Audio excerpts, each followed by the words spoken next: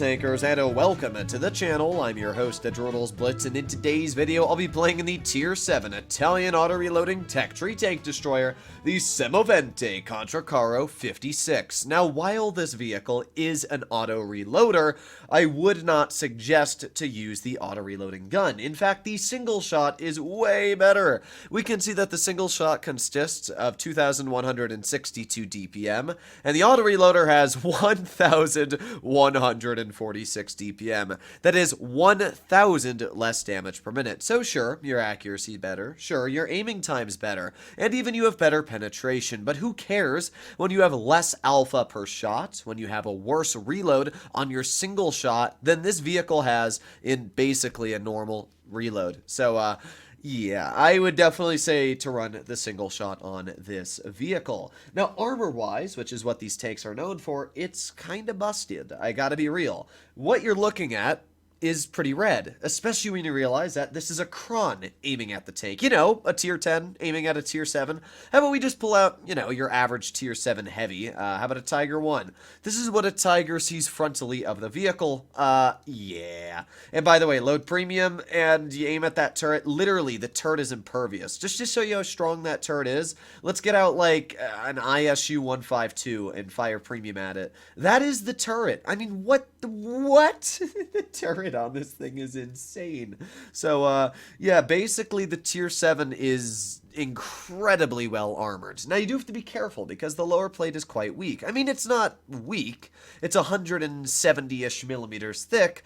It's just, you know, not stupid strong like the upper plate, which is upwards of 230, or the turret, which you're really not going to penetrate. Also, side armor is pretty poor on the vehicle. All right, here we are in our first battle. What do we have up against us?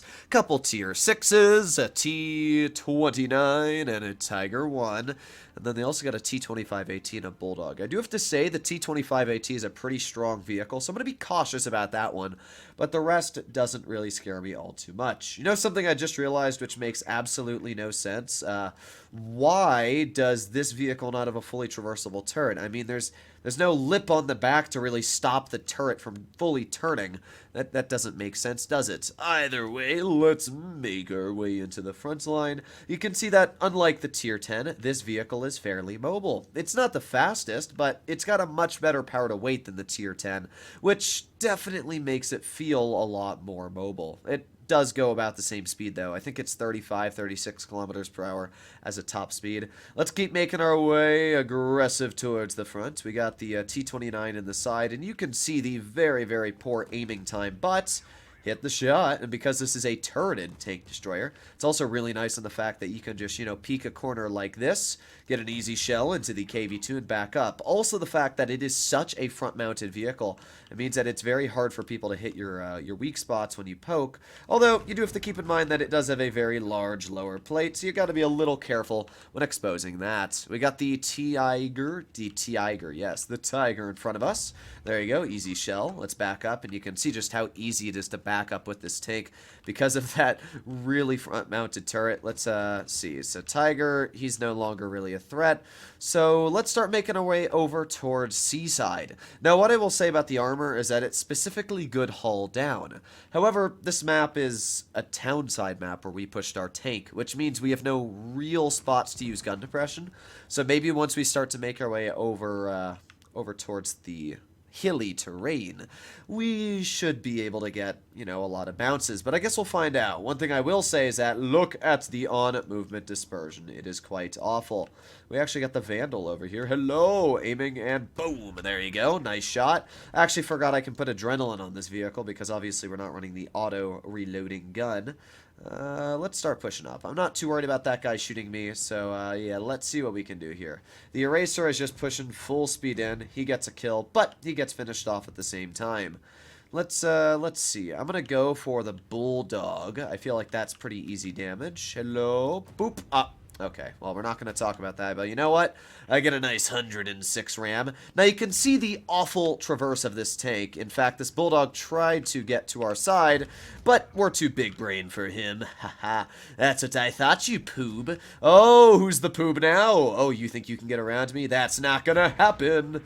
Alright, well, not too bad for our first battle. We didn't do anything insane, but we came out with a victory and did over 2,000 damage.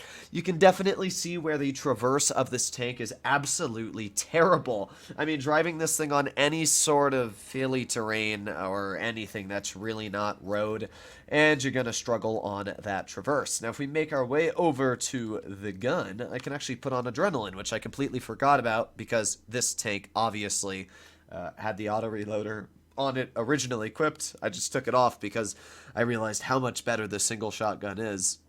It really is weird that the whole branch of these vehicles are specifically meant to be auto reloaders, but the single shot's better. It's really weird. I don't understand it, but good job, Wargaming. Here we are in battle number two. Okay, let's see what we can do. I'm gonna stop weirding you all out now. So, enemy team has a challenger, LTTB M41 Bulldog, another Simovente Contra Caro 56, an ARL, Hellcat, and an Easy 8. Okay, well, let's make our way over towards A side again, see what we can do. It's weird, the traverse doesn't actually seem that bad, like, when turning it, until you actually have to use the traverse. But I guess it's just one of the big downsides of these vehicles.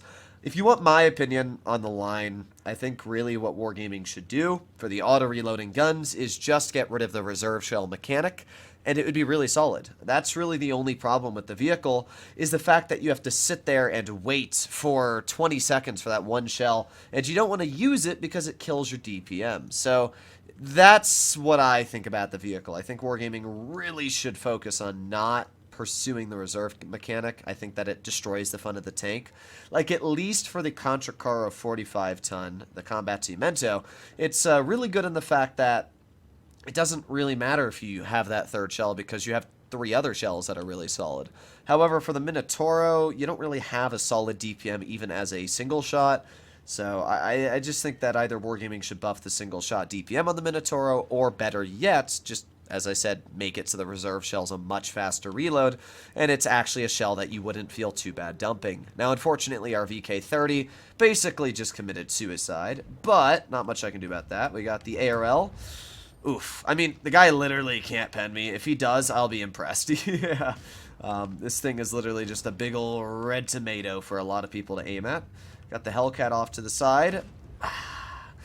While the tank is very red, and you can see we actually got penned in the lower plate there, it does have weak spots, so you do got to keep that in mind. Okay, so what do I want to do here? Well, the ARL's poking me. Boop! I was just making sure we pen that time, but as you can see, once again, I mean, this vehicle is pretty dang impervious once you're hauled down, which is crazy to think about. I mean, I can't name many vehicles that are this strong when using their capabilities, but let's go for a shell into the ARL. There you go. Long live the ARL. Then we get a bounce from the Hellcat, and because we're actually on kind of road-like terrain here, we should be fine against a vehicle like this for, you know, not getting flanked. So let's try and do that right now. Let's make sure this Hellcat cannot flank us. Hello! Oof! Another HE, 432 damage this time. And yeah, on hard terrain, this vehicle is actually not too bad on traverse. It's really when you drive it on like medium terrain, it starts to absolutely suck. Well, this will be another incredibly easy win. You can see the armor on the vehicle works pretty well. I mean, we're not able to really showcase to the fullest extent of the armor, but I think you get the idea when we show it on Armored Spectre. It's a pretty dang strong vehicle. I would definitely say that this is one of the better tier 7s right now available in the game. It's a little balanced on the gun, as we saw. The gun's accuracy is quite poor, but it doesn't really matter too much because it's got so much armor. I mean, you can literally just sit hull down and nothing's gonna pen you. It is a very fun vehicle, and it's not a bad tank at all. The tier 8's great, tier 9, it's mid, and the tier 10, I have actually grown a bit on the tier 10, but it still has its fair share of weaknesses, which I just talked about. Hopefully, you enjoyed today's video. Let me know what you think about this tank in the comments down below, but it is a pretty good tank, so I'll see you in the next one. Bye-bye.